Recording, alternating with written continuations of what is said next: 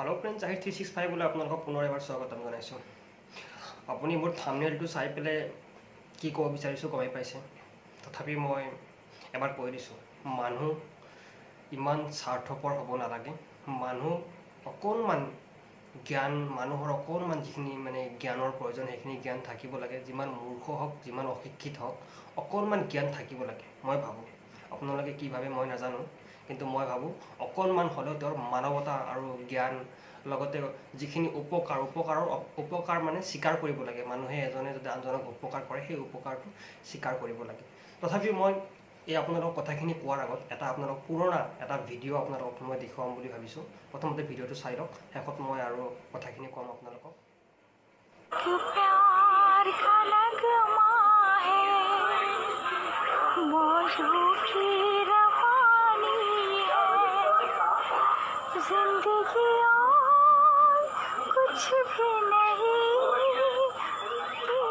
Hello' friends, এইমাত্ৰ যিটো আপোনালোকে ভিডিঅ' চালে সেই ভিডিঅ'টো আজিৰ পৰা ঠিক এসপ্তাহ আগৰ, আৰু এসপ্তাহ আগতে এই ভিডিঅ'টো ভাইৰেল হৈছিলে।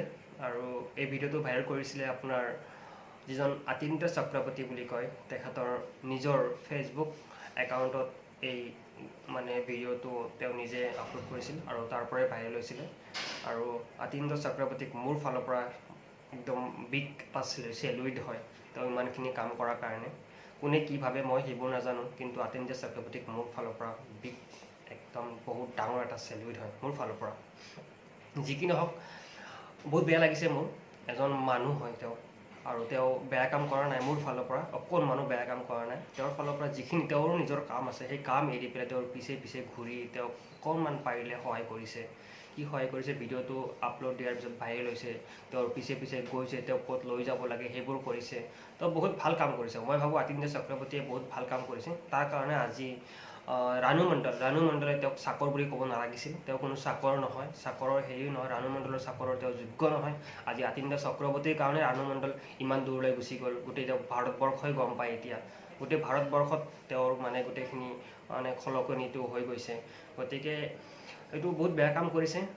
মই ভাবোঁ ৰানু মণ্ডলে এইটো বহুত বেয়া কাম কৰিছে। তেনেকৈ ক'ব নালাগিছিল, মানৱতা থাকিব লাগিছিল।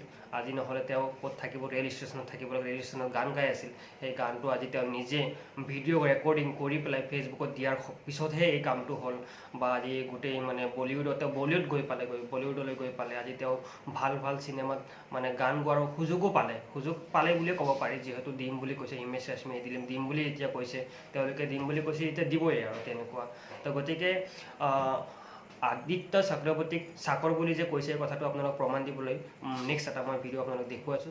আমার কোনো ফোন নেই, আর অতীন্দ্র আর কি ওর নামটা হলো তখন ওদের দুজনের কাছে ফোন আসছে, ওরাই জানে কোথায় যেতে হবে না কোথায় যেতে হবে, ওরা ভালো মতো জানে। আজকে বিভিন্ন অনুষ্ঠানে এদের দৌলতে যাচ্ছেন বিভিন্ন জায়গায়, কেমন লাগছে? ভগবানের দৌলতে যাচ্ছি, ওরা ভগবানের নয়, সার্ভেন্ট, চাকর, ভগবানের চাকর এরা।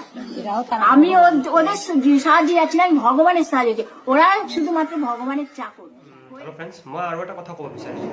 সেইদিনা যিটো ৰিয়েলিটি শ্ব'ত যেতিয়া ৰানু মণ্ডলে কৈছিল, ৰানু মণ্ডলক যেতিয়া সোধা হৈছিল যে আপুনি ৰেল ষ্টেচনত আপুনি গান কিয় গায়, তেতিয়া কৈছিলে যে মোৰ ঘৰ থাকিও মোৰ ঘৰ নাই, গতিকে মোৰ খোৱাৰ কাৰণে, মোৰ নিজৰ পেটৰ কাৰণে মই ৰেল ষ্টেচনত গান গাওঁ।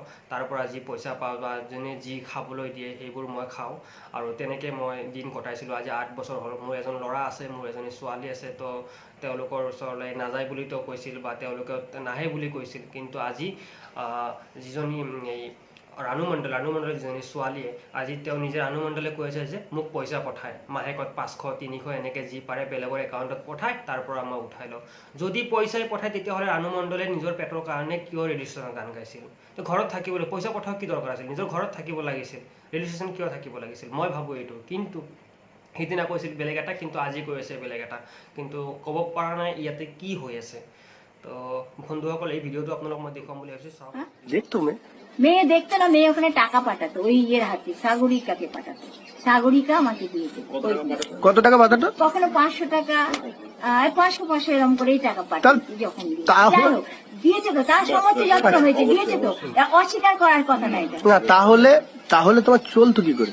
ওই 500 টাকায়? না আর যে 300 টাকা কত দিত, 300 কত টাকা। ছোৱালীয়ে কি কয়, ছোৱালীক দুজন মানে মানুহে সাক্ষাৎকাৰৰ কাৰণে গৈছিল আৰু কথা সুধিবৰ কাৰণে, কিছুমান কথা সুধিবৰ কাৰণে গৈছিল। তেতিয়া ছোৱালীয়ে কি কয় এই সম্পৰ্কত চাওক, ছোৱালীৰো কিছুমান মন্তব্য চাওক। আজি অত বছৰ হ'ল কোনো খা খবৰ লোৱা নাছিল, কিন্তু যেতিয়া ৰাণু মণ্ডলে পূৰা মানে ভাৰতবৰ্ষত মানে জিলিকি উঠিল এটা ৰাতিৰ ভিতৰতে, তাৰপিছতে ছোৱালীয়ে নিজৰ মাকৰ কাৰণে আগুৱাই গৈছিল। ছোৱালীও কিমান স্বাৰ্থপৰ হয়, ছোৱালীও কিমান হেৰি হয়, চাই লওক আপুনি। ছোৱালীয়ে এই সম্পৰ্কত কি কৈছে। এর আগে আসেননি? হ্যাঁ, এর আগেও এসেছিলাম, কদিন আগেই আমি এসেছিলাম, মা বাইরে যাওয়ার আগে এসেছিলাম। তার আগে মাকে দেখাশোনা কে করতো? তার আগে মাকে দেখাশোনা দেখুন, আমি যতটা পেয়েছি মাকে আমি অ্যাকাউন্টে টাকা পাঠাতাম, এবার সে তার অ্যাকাউন্ট থেকে টাকা পেয়ে লোকে বলছে, যেটা সবাই আমরা জানি, যেটুকু আমাকে বলতে দিন, যেটা জানি যে আপনি মাকে দেখেননি বললেই মাকে রান্নাঘাটে হ্যাঁ, ধরে। সেটা হয়তো বলতে পারে, সেটা হয়তো এতদিন বাদে একটা গ্যাপ পড়েছে, সেটা বলতে পারে। এই সম্পৰ্কত আপোনাৰ মন্তব্য কি, কমেণ্ট কৰিব নাপাহৰিব। কমেণ্ট কৰি মোক জনাব আপোনালোকে কি ভাবে এই সম্পৰ্কত। আৰু ভিডিঅ'টো যদি নিশ্চয় ভাল পাইছে তেন্তে এটা লাইক কৰি দিব, আৰু লগতে আপোনাৰ বন্ধুবৰ্গলৈ শ্বেয়াৰ কৰি দিয়ক, সকলোৱে জানিবলৈ দিয়ক। আৰু লগতে আপোনালোকে যদি এতিয়াও মোৰ চেনেলটো ছাবস্ক্ৰাইব কৰা নাই তেন্তে ছাবস্ক্ৰাইব কৰি দিব।